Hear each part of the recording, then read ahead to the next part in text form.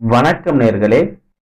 இந்த வீடியோ தொகுப்பில் நாம் பார்க்க இருப்பது எதை தொட்டாலும் அதிகரிக்க செய்யக்கூடிய ஒரு மந்திர முறையை தான் நம்ம பார்க்க போறோங்க.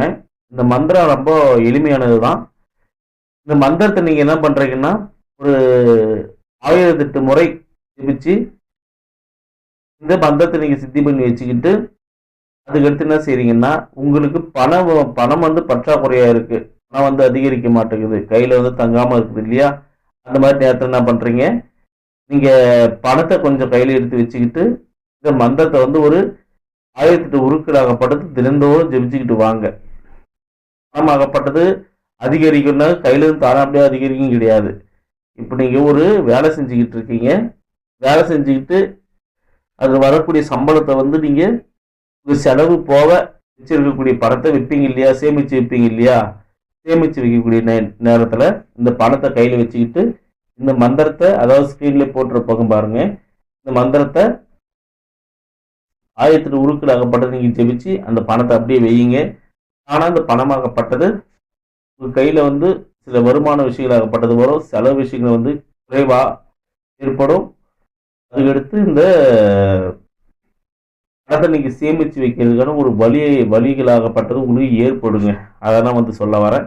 மேற்கொண்டு உங்களுக்கு எந்த பொருள் இப்போ ஒரு அரிசி கம்மியா இருக்கு, வீட்டில் சக்கரை கம்மியா இருக்குன்னு சொல்றீங்க இல்லையா? நிற்கவே மாட்டேங்குது, காலியாகிட்டே இருக்குதுன்னு சொல்லிட்டு ஒரு இதா இருக்கு இல்லையா உங்களுக்கு? அந்த நேரத்துக்குள்ள கொஞ்சமாக நீங்க அரிசி இருக்கக்கூடிய டப்பாவில் போயிட்டு உங்களோட கையை மட்டும் வச்சுக்கிட்டு இந்த மந்திரத்தை ஒரு 1008 உருக்களாகப்பட்ட ஜெபிங்க. அரிசி ஆகப்பட்டது குறையவே குறையாது. ஏதாவது ஒரு வழியில அந்த வீட்டில் தானியமாகப்பட்டது குறையாம சேர்ந்துக்கிட்டே இருக்குங்க. நீங்க அரிசியோ அல்லது பருப்போ, சர்க்கரையோ, புளியோ இந்த மாதிரி விஷயங்கள் எது ரொம்ப எண்ணெய் அடிக்கடி காலியாகிட்டே இருக்குதுன்னா, இந்த மாதிரி மந்திரத்தை நீங்க ஜெபிச்சு எண்ணெயை ஊற்றி வைங்க பாட்டிலில்.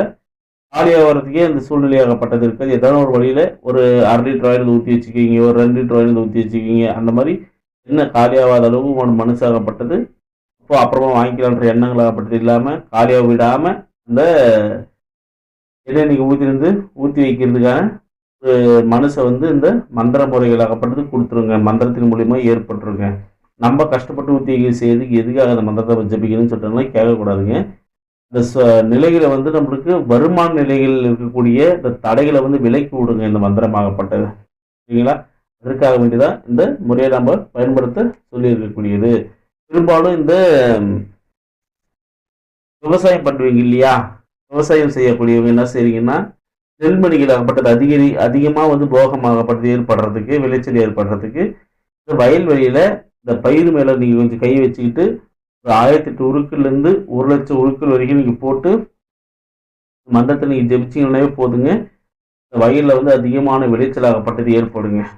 இந்த மாதிரி விஷயங்கள்லாம் உங்களுக்கு மாற்றங்களை அதிகரிக்க வைக்குங்க. நீங்கள் இப்போ நகை வீட்டில் கம்மியாக இருக்குது, நகை மேலே ஆசையாக இருக்குது, நகை அதிகரிக்கணும்னாக்க நகை வாங்குறதுக்கான அந்த சூழ்நிலைகளை உயர்த்தி தரணுங்க. நம்மளுக்கு உயர்த்தி தரோம். மேற்கொண்டு பணம் அதிகரிக்கிறதுக்கும் உயர்த்தி கொடுக்கும். இதில் எந்த பொருளை நீங்கள் கை வச்சு இந்த மந்திரத்தை நீங்கள் ஜெபிச்சாலும் போதுங்க, நல்ல ஒரு முன்னேற்றங்களாவது கொடுக்கும். ஒரு பொருள், 2 பொருளா, 4 பொருளா, 5 பொருளா இந்த மாதிரி பெருகிறதுக்கான வாய்ப்புகளை ஏற்படுத்தி கொடுக்குங்க. ஏற்கனவே சொல்லியிருக்கேன், அதே தானே உருவாகாது. நம்மளுக்கு சிக்கன விஷயங்களாகப்பட்டது ஏற்படுங்க.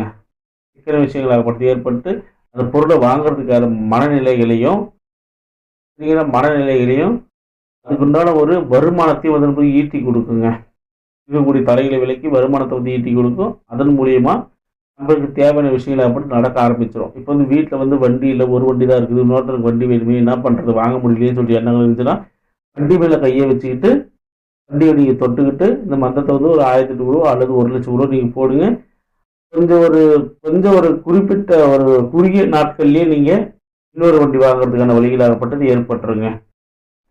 இதை வீடு கட்டணும், ஒரு வீடு தான் இருக்குது, இன்னொரு வீடு வேணும்னு சொல்லிட்டு நினச்சிங்கன்னா உங்களோட வீட்டு மேலே கையை வச்சுக்கிட்டு வீட்டை தொட்டுக்கிட்டு இந்த மந்திரத்தை ஒரு 1,00,000 ரூபா போடுங்க. அடுத்தபடியாக இன்னொரு வீடு கட்டுறதுக்கான வழிகள் ஏதான ஒன்று உங்களுக்கு ஏற்படுத்தி கொடுத்துருங்க. சரிங்களா? அதாவது தானே உருவாகாது, வாங்கக்கூடிய சூழ்நிலைகளை, நிர்பந்தங்களை நம்மளுக்கு ஏற்படுத்தி கொடுக்கும். பண வருமானங்களை வந்து அதிகரிச்சு குடுக்குங்க. இந்த மாரி தடைகளாகப்பட்டத விலக்கிட்டு பண வருமானங்கள வந்து அதிகரிச்சு குடுக்கும். அதெல்லாம் சொல்ல வரேன். மாயாஜால முறையில எதுவும் நடக்காது. ஒரு 2 வருஷம் ஆகுதுன்னு ஒரு வீடு கட்டுறதுக்கு. இதே அந்த மந்திரத்த நீங்க பயன்படுத்தி ஜெபிச்சுட்டு பண்ணீங்கன்னாக்கா, ஒரு 2 வருஷமா இருக்கக்கூடியது ஒரு 1 வருஷமா, 1 வருஷத்துக்குள்ளயே நீங்க வீடு கட்டுறது ஒரு சூழ்நிலையாகப்பட்டது மாத்தி குடுக்குங்க. அதுபோல இந்த மந்திர முறையாகப்பட்டது நம்மளுக்கு வேலை செய்யுங்க. இது வந்து தாந்திரிக மந்திரம் தான்.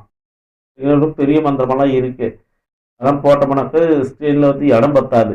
2, 3 பேஜா வந்து இருக்கும்.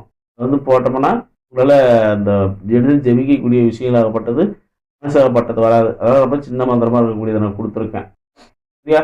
அதனால இந்த மந்திரம் வந்து இப்படிதான் இருக்கு. இதுக்கு தான் இப்படிதான் பயன்படுத்தணுங்க. இதே என்னென்ன விஷயங்கள் நீங்க பயன்படுத்தக்கூடாதுன்னு சொன்னாக்க, பெண்கள் மேல வந்து இந்த மந்திரத்த பயன்படுத்தக்கூடாது.